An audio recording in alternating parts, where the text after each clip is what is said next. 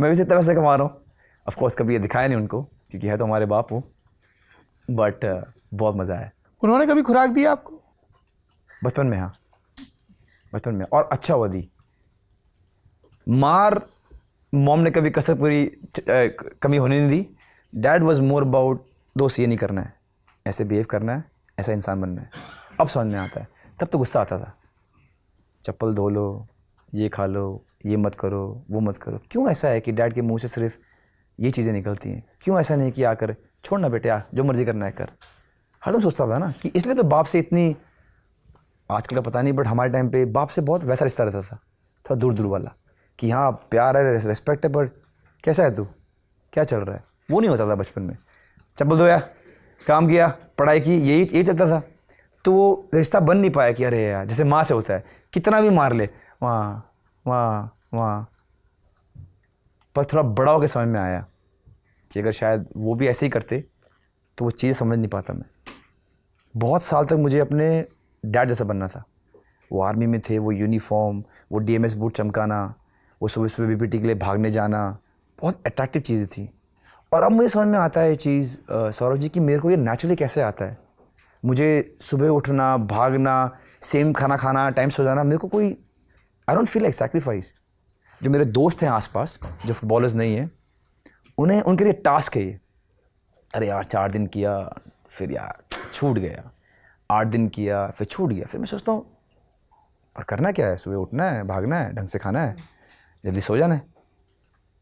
तो अब समझ में आया बिकॉज मेरे डैड ऐसे थे, मेरी मॉम ऐसी थी, वो नेचुरली बचपन से था ये। तो कभी ऐसी कोई तकलीफ़ नहीं हुई कि ये करना है, हाँ ऐसी तो है, यही करना है, सुबह उठना है, जाओ भागने जाओ, वापस आओ, ढंग से खाओ, जल्दी सो जाओ। और मेरी लाइफ वैसी ही है। बस अब ये है कि मुझे पैसे भी मिलते हैं करने के और लाइफ सेम ही है, डिट्टो सेम। तब भी खेलता था, अभी भी खेल रहा हूँ, जितना हो सके स्ट्रेस से दूर रहता हूँ। और स्ट्रेस की आप बात कर रहे हैं, टीसी कटवा के घर आ गए, फिर क्या हुआ? मुझे थोड़ा स्ट्रेस था, वो तो उनको था। मैं तो क्लियर था मुझे क्या चाहिए। एपीएस में था, पढ़ाई लिखाई के लिए बहुत बेहतरीन school, Army Public School Dhaula Kuan. हाँ, बट फुटबॉल में पहले राउंड में बाहर, दूसरे राउंड में बाहर। तो जहाँ मुझे पहुँचना था अंडर 14, अंडर 16 दिल्ली स्टेट के खेलने के लिए, मैं वहाँ पहुँच ही नहीं पाता था कि अगर मैं अच्छा हूँ भी, अगर दिखाऊँ कैसे। अपने स्कूल में तो अच्छा हूँ, चलो अंधों में गाना राजा, बट जब मैं सेमीफाइनल, फाइनल स्कूल टूर्नामेंट्स खेल नहीं रहा हूँ तो मैं कम्पीट कैसे करूँगा। तो ममता मॉडल तब का बेस्ट स्कूल था यहाँ पर, विकासपुरी बेस्ट स्कूल। तो उनके कोच से मैंने बात की एंड दे लाइक्ड मी। तो उन्होंने बोला आ जा। तो मेरे को तो आ जा, मैं गया स्कूल। उन्होंने बोला फॉर्म साइन करने पड़ेंगे, ये है वो, ऐसा वैसा करते करते बहुत झोल झमेले किए, टीसी ले लिया, फिर बताया घर पे। ओह उस दिन तो खतरनाक ही चीज़ें हुई घर पे। फिर मैं, क्या हुआ घर पे? Dad was really unhappy. और उन्होंने, जब मेरे डैड ने आज तक मुझे ऐसा हाथ नहीं लगाया, पर मेरे डैड का ओए काफ़ी था। मेरे डैड का डिसअपॉइंटेड चेहरा ही काफ़ी था।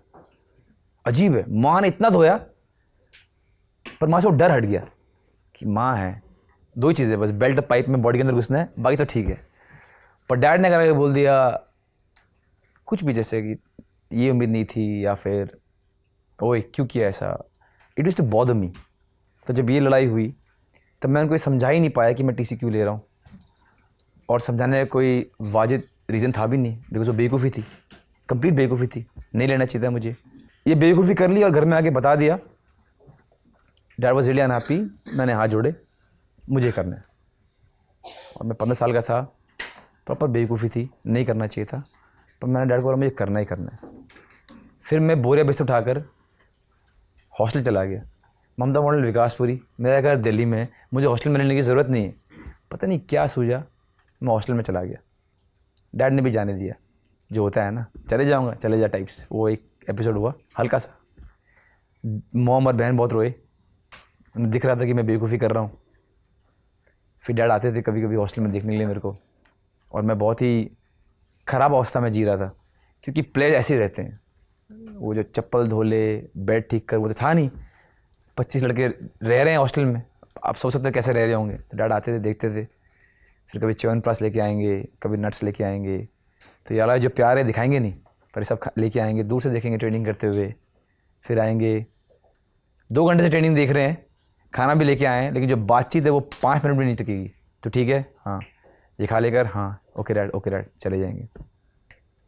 तो ये सिलसिला चलता रहा। जब भी वो छुट्टी में आते थे, आएंगे स्कूल में देखेंगे वगैरह, पढ़ाई चल रही वगैरह पूछेंगे। और अगर आप अब मिलेंगे ना मेरे को, मेरे डैड को, आपको लगेंगे आप तो दोनों बेस्ट फ्रेंड्स हो। बड़ी कमाल की चीज़ है।